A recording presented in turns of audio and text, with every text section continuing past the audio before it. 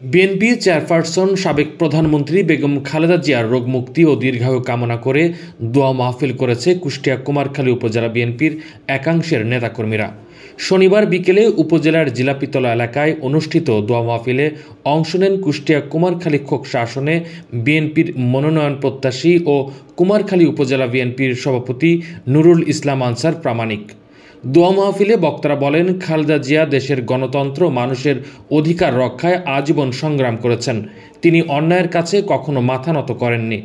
আপসহীন নেত্রী বেগম খালেদা জিয়াকে দেশের জন্য প্রয়োজন। সারা দেশের মানুষ এই মানুষটির জন্য দোয়া করছে। দোয়া মাহফিল শেষে কুষ্টিয়া কুমারখালী খোকসা আসনে মনোনয়ন পূর্ণ বিবেচনার দাবি জানান নুরুল ইসলাম আনসার প্রামাণিকের সমর্থকরা। অনেক বড় একটা রহমত স্বরূপ আল্লাহ পাক রব্বুল আলামিন তাকে এখানে আমরা যে কারণে একত্রিত হয়েছি আল্লাহ, বাংলাদেশ তিন বাচ্চারা অনেক কোরআন তেলাওয়াত করতেছে আল্লাহ, ছোট্ট ছোট্ট মাসুম বাচ্চাদের ওসিলা করে আপনি আমাদের দোয়াখানাকে হুজুর সাল্লাল্লাহু আলাইহি ওয়াসাল্লামের তুফালি কবুল আর মঞ্জুর করে নিন। খানার ওসিলা করে আল্লাহ আল্লাহ ছোট্ট ছোট্ট মাসুম বাচ্চাদের হাতে পুনরায় বাংলাদেশের যাতে করে খেদমত করতে হয়, জনগণের খেদমত করতে হয়, সেটার কাছে বিশেষ দোয়া করব। আল্লাহ আমাদের কুমারখালী খোকসা আল্লাহ পাক রব্বুল আলামিন, আমি এখানে যতদিন এসেছি দেখেছি আল্লাহ তার যে